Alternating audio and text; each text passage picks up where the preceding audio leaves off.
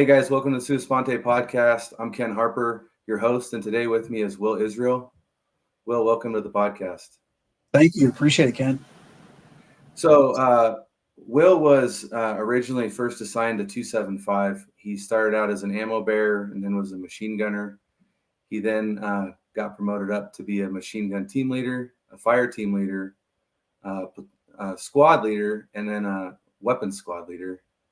After that, he got assigned to 3rd Bat to help with RIP and RASP as the NCOIC and STB.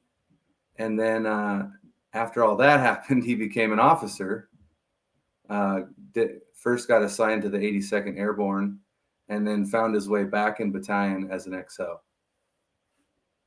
Is that everything, Will? Do you want to add anything? Yeah, just a slight change. I was assigned after 275 to STB. Then went through OCS 82nd and came back to 3rd Ranger Battalion. And then finished out my career with ROTC after a nasty knee injury, which I'm still working through today. Just got a replacement a couple of weeks ago. So little gift from the Ranger Regiment. So you went through a lot of transition. I mean, you know, almost every battalion except for 175, and then becoming an officer. What was that like? You know, you're probably really good at transition. Yeah. So I had this great first sergeant guy named Brian Garganta at 275, one of the last first sergeants I had before I went to STB. And once I went through OCS, I went to 82nd, and I showed up and we had lunch, and he looked at me and he goes, "What the F were you thinking?" I mean, he just crushed me, man. I was like, "Hey, first sergeant, I thought it'd be a good thing. I was, putting in my pace plan as far as careers and stuff like that goes." And to be honest with you, man, so I had this we were working with HRT guys overseas, and so I finished a degree and I was looking at getting into the FBI and going HRT, but at the time there was a federal hiring freeze, so I just submitted an OCS packet, and then my alternate was to go to potentially 375 or another battalion as a platoon sergeant after my time at RASP, or and continue on. So I was just whatever turned up was the way that I went. So OCS got picked up, and I was like, all right, well, I'll give this officer thing a try. Went through OCS, did great, and picked up an infantry slot, and then went out to the 82nd, had a blast, and so I was like, okay, well, I'm doing relatively well as an officer, so I'll submit my packet. Went through RASP 2 and went to 375, and same thing, had a blast with BCO, had a blast with DCO. Had a really nasty knee injury at NTC with DCO, and that just changed everything. So I had to slow down. I took a TRADOC command on Fort Benning, and then finished up my career with ROTC. But my goal was to continue to stay in the Ranger Regiment. Potentially serve at 175, continue to serve in RTB. I just absolutely loved being a Ranger, and it was a good fit. It was my tribe. So, there wasn't ever a thought in my mind of, as far as jobs go, whether you're, an NCO or whether you're an officer, it's you're a leader. So it just really, really fit. I found both very challenging, and there were times where I certainly kicked myself for making the change, but once you make a decision, you commit to it, and you give it your best. And so I had a fantastic time, 10 years enlisted, and had a really good time, 11 years as an officer. So, it's just all a matter of what you want to do and how you want to go, and always applied the Ranger Creed to those transition phases, and just had an absolute blast with it. Matter of fact, like ROTC, as much as it's the best part-time job, the best kept secret in the military. I just had I went to ROTC in Minnesota, a school called St. John's. We had we went to Sandhurst twice, which is like the Super Bowl of ROTC events. We won multiple different challenges, and and warrior competitions at the organization. I had great leaders there too. I was able to be a part of a what they call an OCT academy as an instructor with a bunch of guys from group, a bunch of guys from regiment, a bunch of guys from really the cool guy elements. And so I was like back with my boys and girls on that side of the fence. So whatever area you went to, you just gave 100% and then some as a leader, whether as enlisted or as an officer, and it just worked out phenomenally. I couldn't think of having a better career, though I will caveat, I wish my knees would have stayed healthy and I could have stayed in Ranger Regiment until they dragged me out of there because I just loved it. I remember when I first got to 275 to Charlie Company Second Platoon, and to be honest with you, the first time I was a little bit older, I think I was 23 at the time. For the first time in life, I felt like I was amongst my people.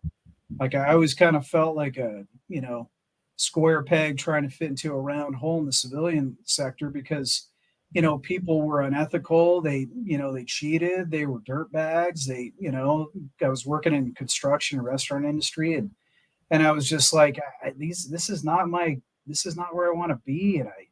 And I didn't like it. And there's some good people in those industries, but it wasn't my kind of people. And so when I finally got to the Ranger Regiment, I was like, this is my tribe. They're hardworking, they're physically fit, they're dedicated to professionalism. They're warriors.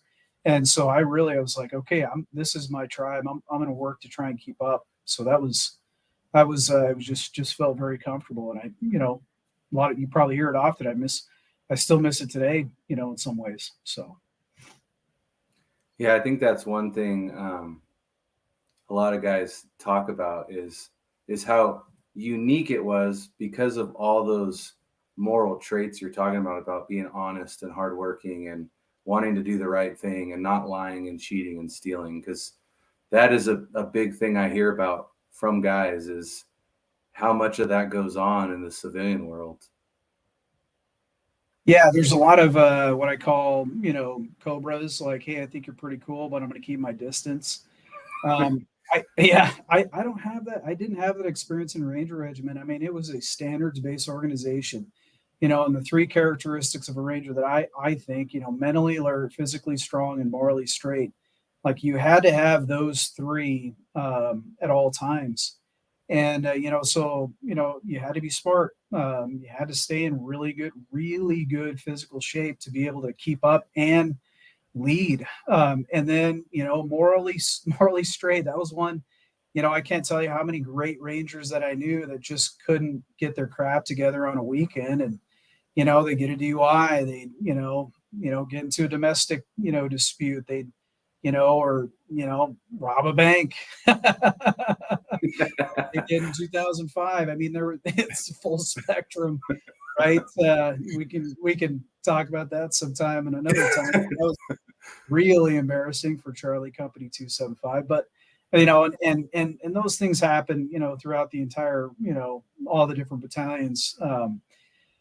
Not all of them make the national news, but that one did. But being morally straight and having ethics, I have two examples, and I won't share who they are, but but these were senior leaders, one officer, one enlisted, that because of their unethical behavior, both lost their careers. One was reduced from excuse me, from an E8 to an E1 and kicked out of service with 19 years in. And I won't say his name or what happened, but things that he was doing caught up with him. Another was an officer, and his private life caught up with him too. Same thing, lost a bunch of rank and was kicked out of service. So, like if you had those three components of being smart, being fit, and having a good moral, ethical core, boy, you just thrive there. So a lot of folks, maybe people that have watched this will remember I was LDS. I was a Mormon Ranger. At the time, I'm no longer LDS, so you can have a beer with me or a whiskey. But that sort of fed in. I'm a follower of Christ now, but that fed into my own personal and moral core. And so the ideals, characteristics, standards, Ranger Creed, all that was just like, yes, this is great. Good. And the guys that I knew, like Chris Masters, we were privates together, current RSM for the 75th. He just embodied that and still does. He's the complete package. And same thing with most of the other RSMs and CSMs that we've worked with in first sergeants, platoon sergeants, squad leaders. It's like this carbon copy mold, and those seem to be the three core characteristics. So, yeah, I think that's why it's in the Ranger Creed, and I think it's also one of the reasons that's why we interview guys and talk about those things. Yeah. So, what are some things you've been doing since you've gotten out of the military?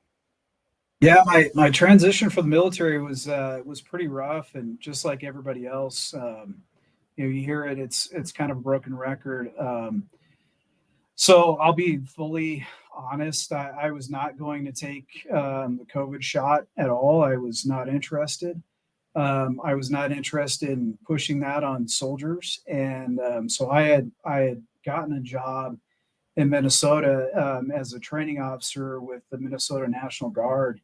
And after the election, I had lived through a couple of other administrations that were similar to President Biden, and I was like, I also don't want to work underneath that because I know what that's going to entail. And so I got out. I submitted my retirement request. It got approved, and those are the reasons why I got out. But I was full bore, looking at another 5 to 10 years on the active guard reserve side in Minnesota. And so when I made that transition, I was pissed off. Just forced an experimental vaccine on the entire military, and then a booster shot. I was so pissed. And I was worried about the safety of my friends. People were coerced into doing that. It wasn't like I had buddies that were like 15, 16 years in. What are they going to do? Be like, no, I'm not going to take it. Go ahead and kick me out. Well, there goes your pension. There goes all your time.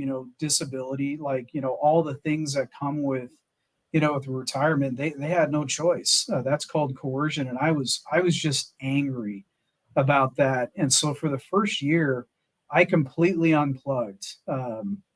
I had a really good buddy that gave an offer to work within the military industrial complex, and I was like, no, I'm gonna go. I'm gonna take my family back to Montana, and I worked at a lumber mill for a year. And so I started looking around for jobs. I'll share a quick story about that. But I worked at a place called Mark's Lumber. I drove a forklift. I operated the kiln. I did sales and distribution. I did some timber sales inside. I just kind of jack of all trades. But I told them, I said, hey, I don't want to be in charge of anybody, and I don't want to stare at a screen all day like I did as an officer. And so they go, we got just a thing for you. They hired me at $18.50 an hour, and it was wonderful. And I said, don't ever give me a raise. I'll be here for a year, and then you'll never see me again. But I just decompressed. I got all that out of me. I got closer to God. I got closer to my family, my immediate family, my extended family, and I started doing volunteer work and things like that. But with that transition, I was pissed off, and so then I moved into all right, well, let's start finding a job. So I looked for what is the best business in my county. So I live in Jefferson County, Montana, which is just south of Helena. And I found Mark's Lumber, and hey, why are they the best company? Why do they have employees that are there for 10, 15, 20 years? And I went in, interviewed with them. I interviewed with another engineering firm. I was looking at land surveying and things like that. Well, I had this unique experience with that. So before I got out, I interviewed with this group called SOTIF. It's a Special Operations Transition Foundation. Great group of people, and I got interviewed by their CEO at the time, and I just gave him this spiel, right? Like Ranger, Ranger, Ranger, Ranger, Ranger, schools, medals, deployments, blah, blah, blah, certifications, all that crap. And he looks at me and he goes, Will, that was one of the top 5 hua interactions and interviews that I've had in the past probably 5 years. And I was like, freaking crushed it, right? And he goes, and that's not a good thing. So I had this big eye-opening experience that nobody even knows the acronyms. Nobody knows anything about who you are and what you do unless you run into another ranger, out there in the hiring process. They don't know. They care. I don't want to say they don't give a crap. They do care. People love veterans. They respect veterans, but you literally are just a veteran. And I realized that during the interview process because as I was just going through a brief history with Mark's Lumber with the hiring manager, great guy. He looked at me and he goes, "Oh yeah, my nephew's an air guardsman up in Malmstrom Air Force Base," and I was just like, "We are not the same." Like I can't like it, but it was good for some self realization and for me to sort of come to an understanding that like you are just a veteran when you transition out of the military. And so, so that starts to illustrate some of the things that rangers are challenged with. So there's loss of tribe, right? There's loss of purpose. There's a loss of community, and then that can lead typically there's some turmoil in the family, right? Marital issues, financial changes. You might be struggling with some PTS. You might have some moral injuries, all those different things that you're working through, physical injuries that you're working through. You're also fighting with the VA and all those kinds of things that can lead to isolation, depression. And that's where a lot of those challenges with the transition come. I certainly went through all that stuff. I was pissed off about the military. I was and what they were doing.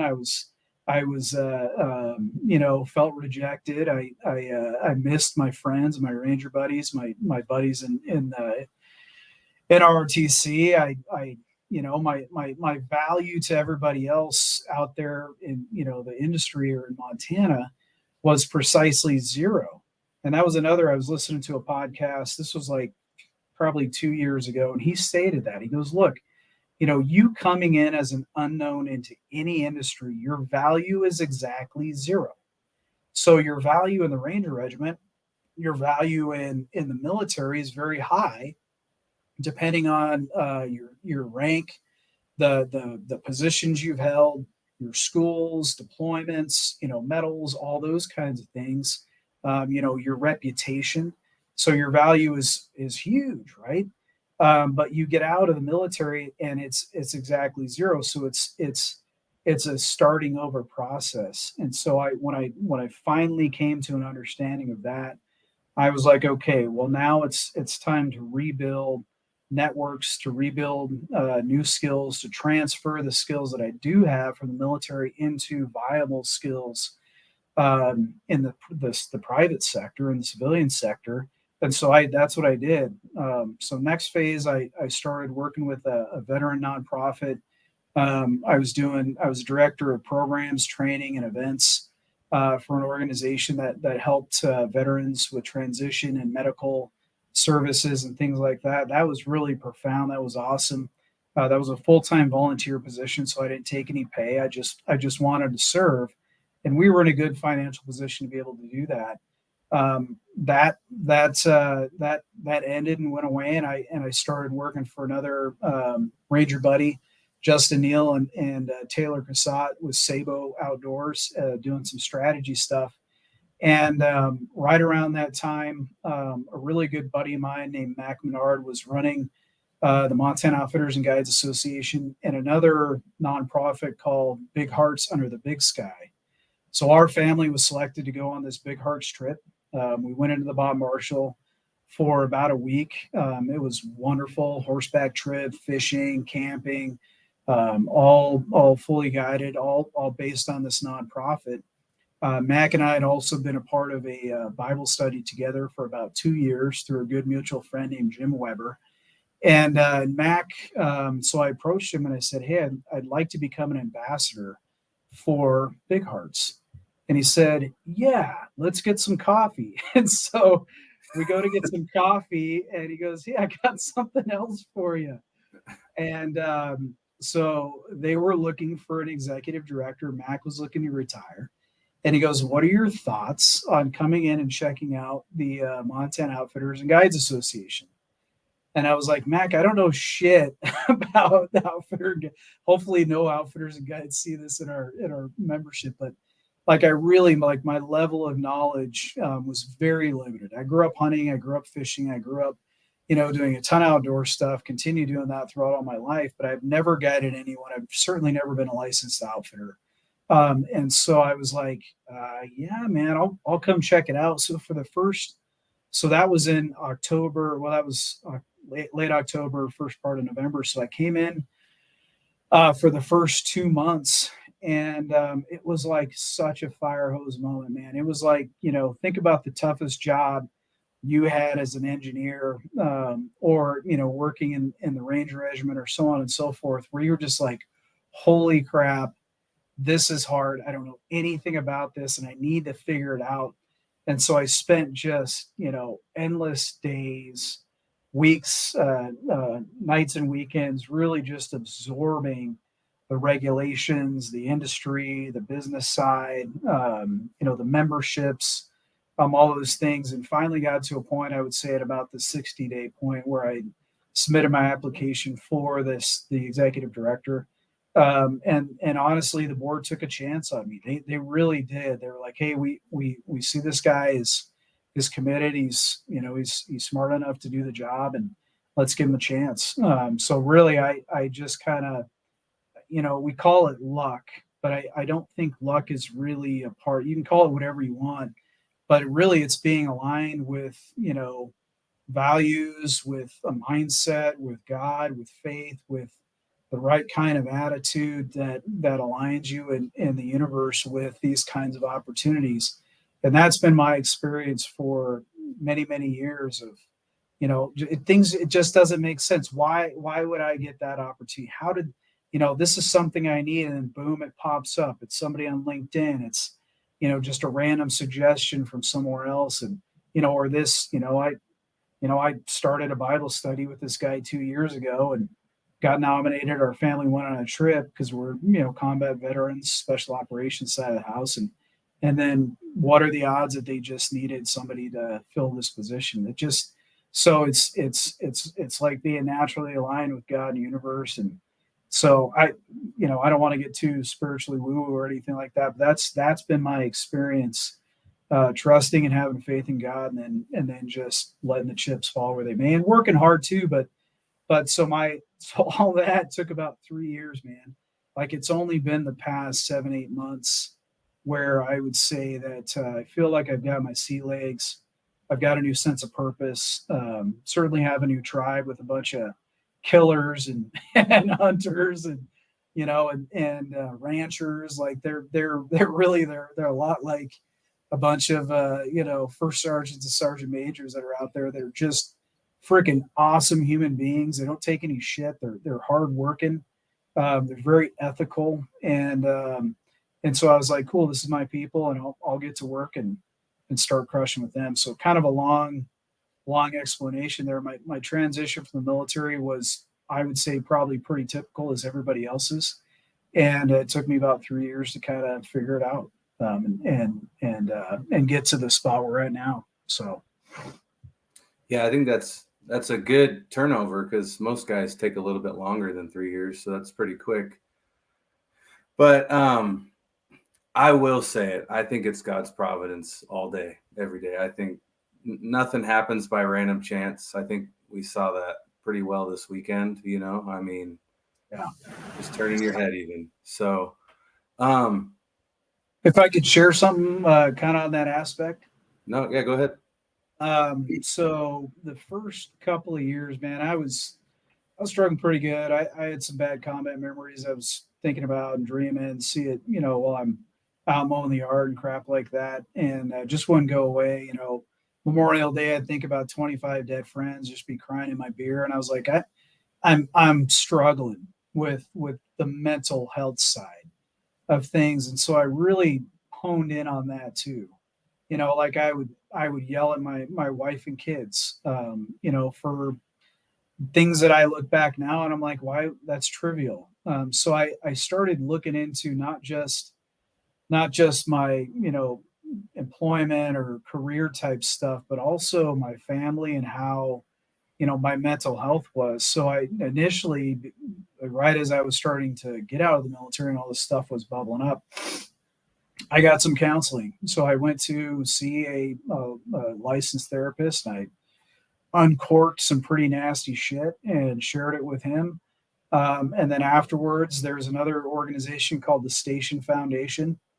They put us through Gottman parenting training. I learned some things that I was doing incorrectly as a parent, went through some training there, and that helped me to change my mentality. If I'm yelling, at a kid, or if I'm losing my cool as a 43 or 44-year-old man back then, I'm 46 now, then I'm just as immature as my child. Like men are able to control their emotions, we're able to control our reactions, and we're able to control our temper and things like that. And I wasn't. I was just letting it loose, and that was causing damage to my family and my relationships with them. So I learned how to better self-regulate and not lose my cool.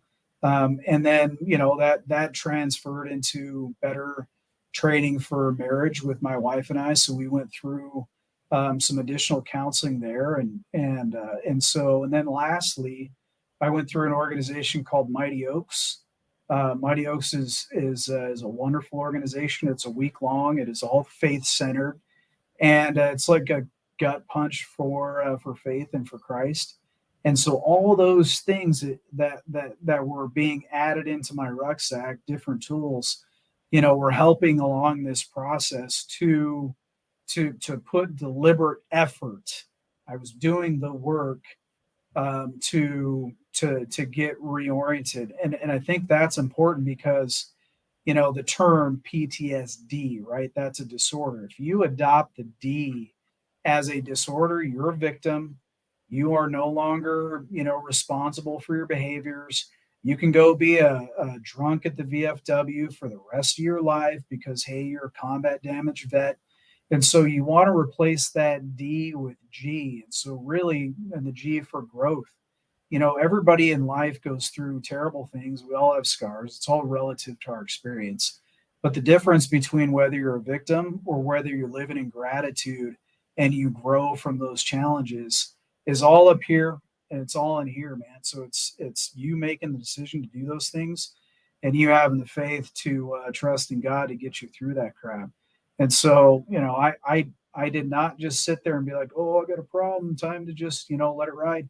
I was like, okay, if we have a problem, Rangers fix it, right? We accomplish the mission, whether we be the lone survivor. And so, no matter what, I was like, this is something I'm going to get squared away and figure out, because I couldn't do this job, right? Run two different nonprofits and be a good leader if I'm sitting there struggling with marital issues because I'm mistreating my wife. I'm struggling with family issues because I'm a ball of anger with my kids, and because I'm upset about something that happened freaking 15 years ago in a Target. So there comes a point where it's like grow and move forward, or stick, or you can be stuck in a rut and just keep your wheels spinning. It's a choice, right? There's nothing that is so bad in life that happens to us that you can't get beyond it with proper training and with a proper mindset and with faith in God. That's been my experience, and so I'm happy to share that with others, and I hope that's beneficial to some people, because there's too many times where it just becomes overwhelming. Guy decides to punch his own ticket, check out, blow his head off and all that crap. And it's like, if you were able to uncork, work through that stuff, process it, get some training, get yourself reoriented in faith, I think you would have been okay. And we don't need to go down that road, but and I don't want to put myself in someone else's shoes, but I do understand, how challenging that aspect of military transition can be really, really challenging. And I think it's also good to acknowledge that the Ranger lifestyle is not normal, right? I mean, I can't tell you how many people I've had. It's normal to us because we're in it, we're living it, we're part of this community, but it is very unique. And that comes with some additional baggage and crap like that. So I'm very proud of my career. Loved being a Ranger. Loved all the things that we're able to accomplish and do. That 99.99% of it was fantastic. You don't throw that out just because of the 0.01%. That was a little rough, in combat. So, anyways, I put it all into context, grew, and have been had a phenomenal time with it. So. Yeah, that's good. And like you're saying, actions have consequences. So at any point we can choose to act the proper way or the improper way. And that might be, like you said, a guy might punch his own ticket, or he might just sit at that VFW and get drunk his whole life. But he's choosing to pull that trigger. He's choosing to pop that bottle. And like you said, there's resources out there. There's other Rangers out there that have struggled, and that's why we do this. That's why we have these conversations, to show guys that it's pretty consistent, and that we all need help, and we found help, and that there is help. So Yeah, I love what you're doing, Ken.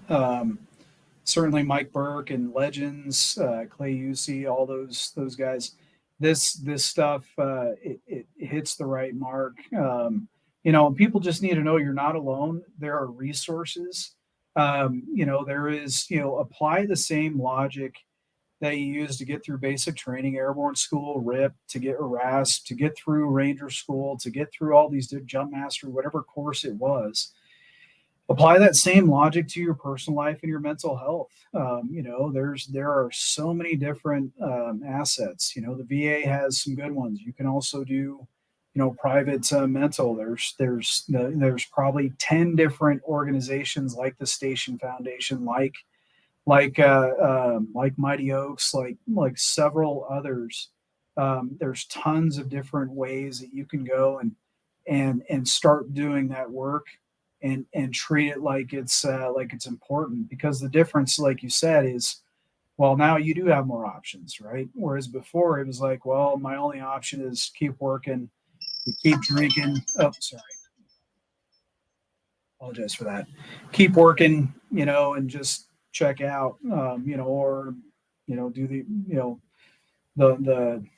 make the worst choice, so. But there's so many different avenues to do that. So take advantage of it. It's all there for you. So what does it look like? So the three parts of the Ranger Creed we talked about, what does it look like for you now to stay mentally alert?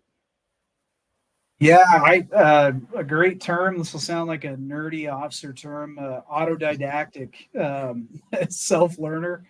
I have so many things that I'm interested in now and I have more free time. So like with work, the focus with the work that I do is legislative support, regulatory reform and support, and then what I call industry support and business. So when it comes to work, there's so much to learn, man.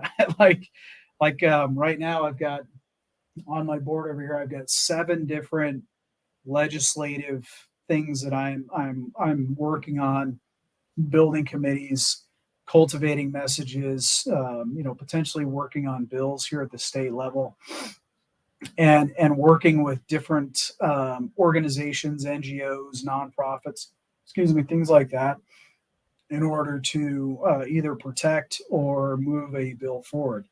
That's being a part of a caucus. That's being a part of federal and state level leadership groups and things like that. Being connected with with political leaders and all that kind of stuff. Learning how to function in that realm is really intense. I never did anything like that in the military. I did a few high level engagements with this officer, that this sergeant major, whatever, that were were a little intense. But so learning how to function in that world takes a lot of effort, takes a lot of self study, takes a lot of high IQ to be able to manage that kind of crap.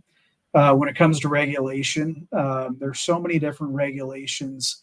Think about Army always had like a regulation, a pamphlet, a training manual, this, that, and the other. It's the same thing on the state side with this industry. And so learning how to, affect a regulation, which is, has to be changed by Congress, by the state Congress, and then the rules, which have to be affected by commissions and boards and things like that. And then it has to be approved and moved through the Secretary of State. You change one word in a paragraph, and that changes the intent of how it's applied as a law or as a rule. So regulatory information is super robust. I've got books and books of things like that. Also learning how to function with our Forest Service partners, our BLM partners, our national parks partners, so that our outfitters can access public lands, and still provide good client services that are fair. So a lot of those different levels of engagement. And then when it comes to industry support, so we have business members, we have events that we do, trade show, convention, banquets. We do revenue share agreements with preferred partners. We find insurance that's really effective and less expensive for our members and industry. And so, we engage with the Tourist Association of Montana and the Chamber, and work towards making sure that we have good recognition for the industry in the state that brings hundreds and hundreds of millions per year into the state for the state's GDP. So, those are all things that I'm really, as far as being mentally alert, I consume a tremendous amount of knowledge, information, and do a lot of self-study, right? Physically fit. So as far as being physically fit, with this injury, I've done my best. I did jujitsu a little bit, and that was great. I work out at least 5-6 days a week, especially now. Control my diet and just be able to, I want to be, a fit 85-year-old guy someday before I burn into the grave and go back to Jesus. So physical fitness is more than just like, having your muscles or good cardio. Physical fitness also is mental fitness, right? So the more physically fit I am, the more mentally fit I am as well. So I said you can have a beer or whiskey with. I don't drink very often, special occasions. I really regulate my diet, especially now that I haven't been able to work out as much. So keto, carnivore, all that crap. So I pretty much just eat ribeye steaks and bacon, and that's pretty awesome. That sounds so terrible. Yeah, I get good sleep. Physical. The what they call the performance triad. I kind of still utilize those things. I can do about 10% of the raw and RPAT. So, but I'd love to be able to get back into it. And then, as far as physical fitness goes, I love to hunt. I do a lot of bird hunting. I do a pretty decent amount of fishing. I love to get out and hike in the woods. And Montana is such a great platform for that. So I stay physically fit, and I also do it with my son and my kids. So we do a lot of physical stuff. My wife is very fit, so we go out as a family. So maintain a lot of physical fitness, and then morally straight, right? So I do a Bible study about twice a month. I generally read scripture and things like that as much as possible. I won't lie and say every day, but I certainly do. I watch a lot of videos. I'm utterly fascinated with near-death experiences.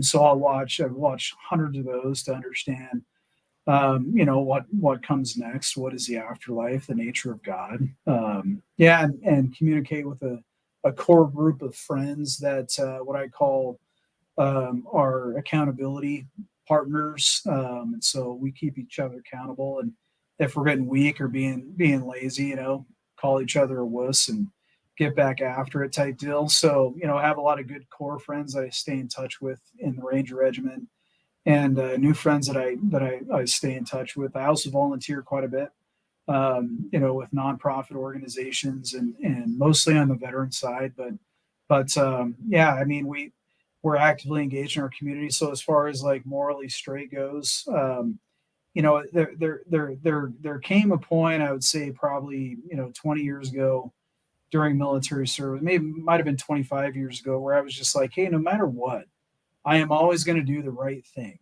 to the best of my ability, to the best of my knowledge.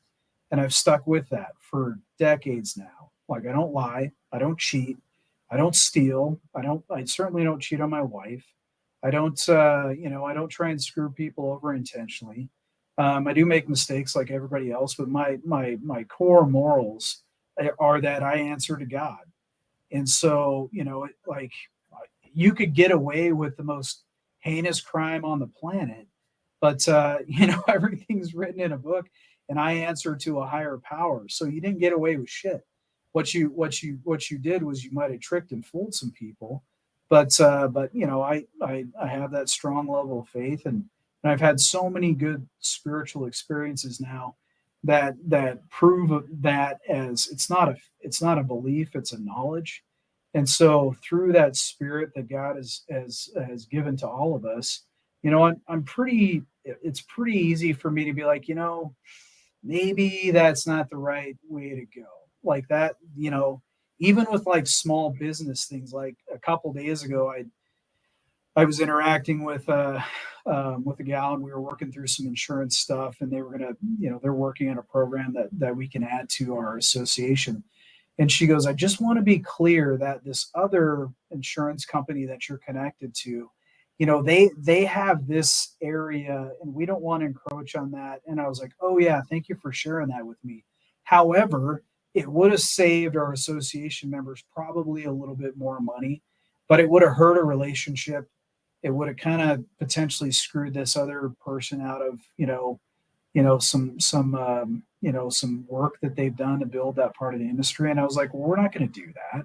We're not going to go down this route just so we can make a little bit more money, for us, and stuff like that. So, you come to find there's kind of this gray area when you're operating in the private sector where like you really do have to have this strong moral core. If you're just focused on money, making money, and clawing your way to the top and being competitive, you might make a ton, but you're gonna potentially hurt other relationships, and those things come back on you, man. I have had several in the past year while doing this job. I've had several times where old Will would have been like, "Screw you." Like, we're enemies forever, blah, blah, blah. But I just said, hey, I'm sorry you feel that way. It's okay. We'll work this out. Well, then it came back, a few months later, and now I needed something from them. Well, if you had, lost your cool, and kind of let somebody have it when they deserved it instead of taking the higher road, being in control of yourself and having good morals, that burns bridges. So it's better. I don't want to get too long winded there, but when it comes to mentally alert, physically strong, morally straight, what I would say in general is, as I've gotten older and left the Ranger Regiment and applied those things in the private sector, it's just really expanded. Each area has grown and has added new layers and new complexity and new wisdom. And it's like you get the knowledge, and then you get the wisdom. And so it's really applying those lessons learned in Ranger Regiment now as I've gotten older, in my mid 40s.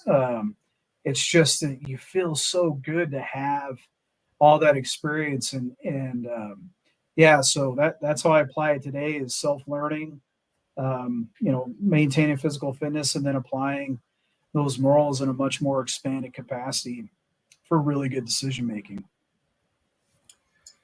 So, can I circle back and ask you something kind of personal? You said, were you raised LDS? I was, yeah, born into it. So, what are you now? Baptist? No, Pentecostal? just a follower of Non- Christ, non-denominational. Non-denominational? So, I mean, if you want to answer, whatever, but Yeah, or don't. sure.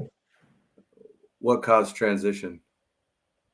Yeah, that's a good question, man. I was really committed. For those people that knew me while I was in Ranger Regiment, I was known as the Mormon Ranger, and I baptized some of my friends as LDS. When you're indoctrinated, and I hate to go back to the Ranger Regiment as an example, but All I roads was lead to one.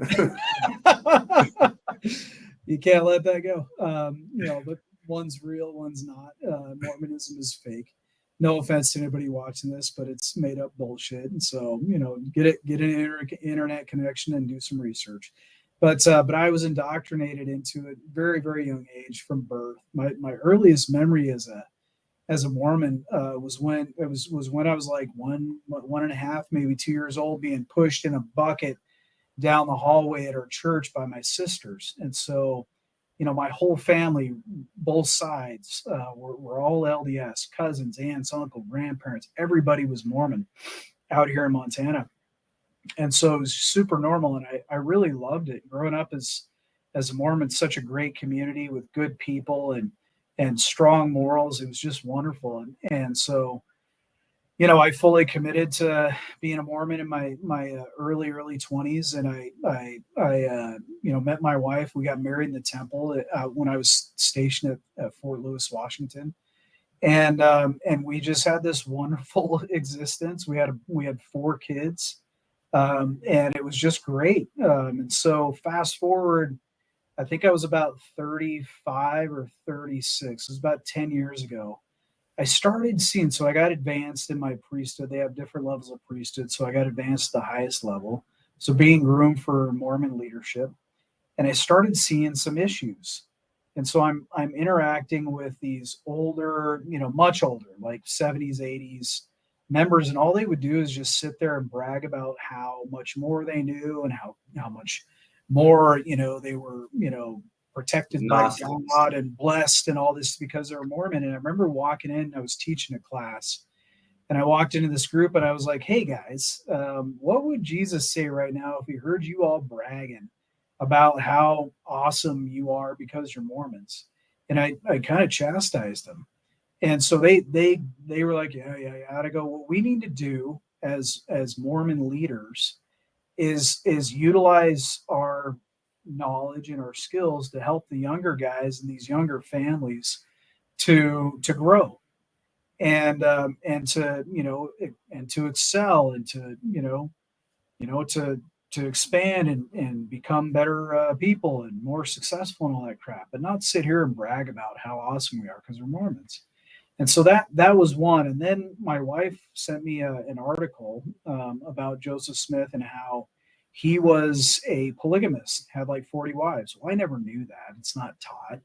And I was like, it is from the New York Times. And I was like, well, they're pretty accurate with their reporting, for the most part. Not don't laugh me out of the room, but when it comes to stuff like this, they had done a ton of research. It was more than an op-ed. It was like a 10, 15 page article. And I was like, okay, so there's some validity to this. And then sort of the straw that broke the camel's back is I went to meet an apostle. So Mormons believe they have apostles, living apostles, same as in the times of Jesus. So I met an apostle, and he was the most arrogant prick and treated all our leaders in that area like crap. And I was like, this guy's an apostle of God, like what? Like and I always had this question too. So driving home from that meeting with my bishop, very good friend of mine, I said, hey, what are the number of things, like how much good do I, because Mormonism is a belief system that's based on works. So by your works is how you get into the celestial kingdom. So I go, well, how do I know if I'm doing enough? Like if I'm doing 65 in my faith, I was looking at my odometer. I go, if I'm doing 65, am I good? Am I in the celestial kingdom? What if I'm at 64? Like I did a lot, but just not quite enough because it's go to church, fulfill a calling, pay your tithing, do your home teaching, freaking go to the temple, get sealed in the temple. I mean, there's hundreds and hundreds of things. It's busy work. And he looked at me and he goes, Will, I don't know. I don't have an answer for you. And I'm like, okay, so I'm learning new information about this church. It's a bunch of arrogant, like self-aggrandizing jerks that think they're better than everyone because they're Mormons. And I was like, I go, this is not the Church of Jesus Christ of Latter-day Saints. This is the Church of the Mormon priesthood.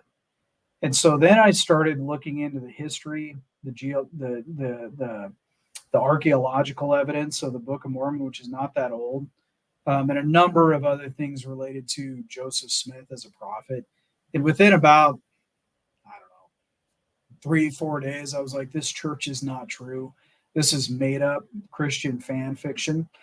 And I left as a person of integrity. And it was really, really tough. Initially my wife was scared. She was very committed. She supported it. But it was pretty heart wrenching. And so we lost a lot of friends. I had one friend who said it felt like we were clearing a room together, and then you walked up and shot me in the back of the head. And I mean, it was brutal. It wasn't good. But I said, I know I am always going to do the right thing. And so I left. In that time frame, I had a really good friend, who taught me helped me to unlearn some things. Chaplain Phil Kramer, a wonderful Ranger. I just had him on a couple weeks ago. Yeah. He was my battalion chaplain, and I was in one of them. One of my absolute favorite people on the planet. He went with us to Korea, and then afterwards we went to a Bible study at his house for about a year. He baptized me in the Opatoi about a year after I had left Mormonism, and I just became a follower of Christ, and have ever since. Just gave my life to Jesus, and have fully separated my understanding of Mormonism and what we truly are. We are beloved, active participants in God's kingdom. Jesus is the way, the truth, and the life. That is his example is the best example of behavior modification and what he did for us and allowed us to be, inherit the kingdom of God and be truly forgiven and move forward and live with God forever after this life. It's pretty wonderful. And so we moved forward in our study as with this Bible study group. We started out giving our testimonies. We moved forward talking about sonship, and we've learned a tremendous amount about being beloved, active participants in God's kingdom. And now we're moving forward with authority and talking about like actually walking in the authority that Christ gives us. And so that stuff is really, really powerful and meaningful, man. I've been I've never been so on fire for God and Jesus, in my entire life. And, like when I was a Mormon, I was addicted to pornography, man, right? 20 years, dirty little secret, repent, stuff like that. Once I left Mormonism, I finally put that into context and put that behind me. Because I wasn't justifying it anymore and all those things. And not to be counterintuitive that I always do the right thing, but, it was just, I think I was just depressed and, maybe deep down inside knew that Mormonism wasn't correct. And, and it was terrible. So it's been the past 10 years that as a follower of Christ, I was able to, truly come to an understanding and become a full follower of Christ. So anyways, yeah, no problem. Happy to answer those questions and, and share my faith, man. So I asked that because I'm the guy I meet every day. I drive for UPS. We meet in Du Bois, Idaho, which is just north of Idaho Falls. He's Mormon, and he often watches these, and we talk about them. Yeah. So that's why I asked that. But so one more question on that. How did it feel going from that hundreds of things to do to get in the celestial kingdom? You're at 65 or 64. How did it feel going from that to nothing but the blood of Jesus? Yeah, so I remember this conversation with my buddy John. He was raised by a Baptist minister in Mississippi, And John, we're having a discussion, and he goes, "Yeah, man, our works are dirty rags unto God. Nothing you could do would ever impress God." And I looked at him and I go, "What'd you say, man?" And he goes, "Yeah, our God created the universe and this world and us, and like what could we ever do that would impress God? He endowed us with a carnal nature. He knows we're going to screw things up, and we need to rely on faith in Christ. And I was just like my mind was freaking blown, man. I was like, wait a sec, and it all that puzzle started coming together, and it was like everything was truly accomplished with and through Christ, and that there's nothing like the another instance. So I was going through Mighty Oaks. I was talking to Victor Sassoon, and this was kind of the final piece of the puzzle. And I was telling Victor about um, experience with my father and some experiences overseas. And he looks at me and he goes, "Do you think you can forgive your father?" And I said, "Yeah, I probably can, right?" And he goes, "Okay. Do you think you can forgive yourself?" And I was like, "Yeah, sure, man. I'm working on it and probably can." And he looks at me and he goes, "You can't." And I was like, "What do you mean?" He goes, "Jesus already did it for you. He accomplished all of that." And it was like this final, like, aha moment. And it was like, oh, I kind of knew this, but I didn't really understand it. And I went home, and I'm a puddle at this point. I went home and I prayed for my father, and I said, "Hey, I love you and I forgive you." And then about a month ago, he called just out of the blue. And I told him, I said, "Hey, I love you, I forgive you, and I found that forgiveness through Jesus Christ." And I shared that with him 3 times. Now, this man, the most evil man I've ever known, horrible father to me and my family, and I won't go into details, but just, and there's no change in him whatsoever. He will move forward in life. He'll be dead very soon. And he was the exact same person: lies, deceptions, making excuses, blah blah blah. So it's okay. There's no need to go and give the guy a hug. But I shared that with him. That's the power of Christ, right? And think about the worst things that a man can do to a kid or a family. And so that's what Christ can do for people. And same thing, I was going through, I I collateral damage, I killed a number of innocent people on target overseas. And I won't go into details and things like that. But I was struggling, right? I'm seeing them in my sleep. I'm seeing them when I'm mowing the fucking yard, right? It's affecting me, years later. Christ has I don't dream like that anymore. I don't think about those things anymore. I won't think about it tonight. Christ has that power to heal every single broken part of who we are. And I just want to be clear. I'm not saying, that, one faith is better than the other, but I will say this. The Bible says there's no other name given. So, I research these near death experiences a lot. Some of these people have really dark, negative experiences on the other side. You know who they call out to, and then they go right directly to God? Jesus Christ. The only name that has the power to affect demonic possessions, cast out freaking evil presence, to pray and actually receive guidance. There is only one name given, and that is Jesus Christ. And I don't fully understand the power. I don't fully understand the all-encompassing universal aspect of what Christ did, but I know how it has applied in my life. And I know the radical effect that it has on people. My friend Victor Sassoon, he tried to kill himself. He was addicted to opioids. He was molested and raped as a kid. On and on and on. He had a supernatural experience where God knocked on his door. He woke up. He started reading the Bible. He threw away his bong. He got off his meds, and he is baptizing several people per week with Mighty Oaks. He and I deployed together many times, and I am telling you, like the power. If you knew Victor when we were deployed, you'd be like, no way. Like there's no way this guy would be doing what he is now. He is on fire for God. He is on fire for Christ. He had a supernatural event.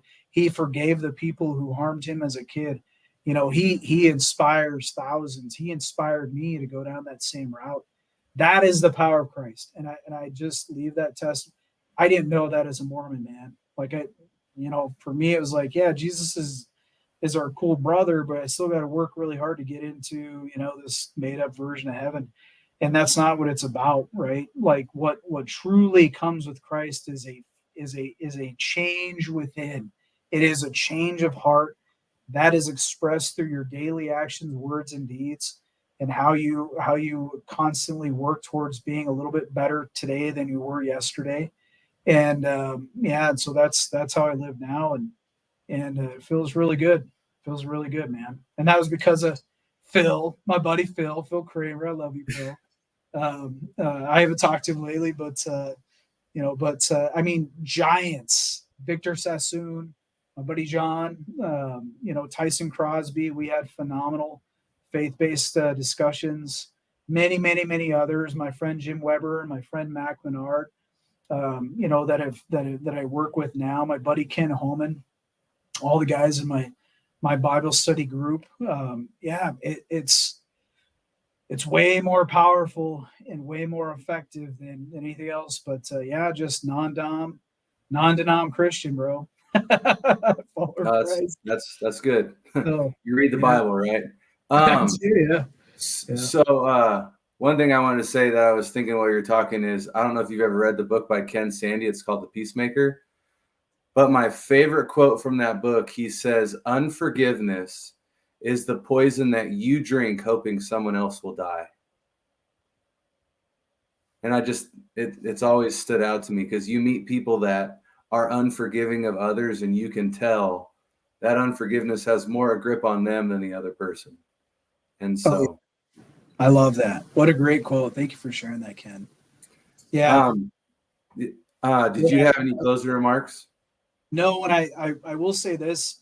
I had a pretty phenomenal sort of supernatural experience in Mighty Oaks. It was wonderful. I highly encourage everybody to go. But you're supposed to go out and do a walk and talk with God. And I was like, screw this, man. I'm going for a run. And my leg is trashed. I cannot, I couldn't run, but I was like, I'm going to gut out this run. And it's about 3 miles. There's this loop in California that you go through, and it was torrential downpour, raining like, an inch per minute, just torrential pouring. And I was like, I'm going. And so I go out, I leave the building, and I start running up this hill, this real steep hill behind. And I get to the top, and I get this message, and it said, God gives us the power to reach the top of the mountain. So I go for about another mile. My leg is aching. I'm dying. And the next message I got was, and the strength to weather the storm. I start going down this other hill, and I come to this creek, and it is swollen. It's up to my waistline, and it's flowing. And I was like, well, I got to get across this to get back in time. And so I ford this probably 20-foot, river at the time, and it's flowing. And I get across, I fall a bunch of time, totally soaking wet. And then I run back up this small mountain. And then I got the message that he is always with us. And so that's what I share with people now. God gives us the strength to reach the top of the mountain, or God gives us the power to reach the top of the mountain and the strength to weather the storm. He is always with us. So that's my final message. I appreciate everything the Ranger Regiment did for me to help build this knowledge, this level, this wisdom. I appreciate all my brothers that I worked with, and I miss some of them that are gone now, and I know that we will see them again. I am so happy to be a representative and ambassador for the 75th Ranger Regiment. In my daily life, I'm wearing this at work right now, and to share, how awesome the organization is, And lastly, I'm just grateful for the opportunity to share, my faith and this journey and all these fun things. And yeah, I hope, it resonates with some folks that, want to hear it. So any friends out there, I love you. And I didn't expose you or dox too many of you. So yeah, and appreciate what you're doing, Ken. This is wonderful, bro. Thanks. Rangers lead the way. Yeah, thank you. Like we say, Rangers lead the way. Amen, brother. God bless.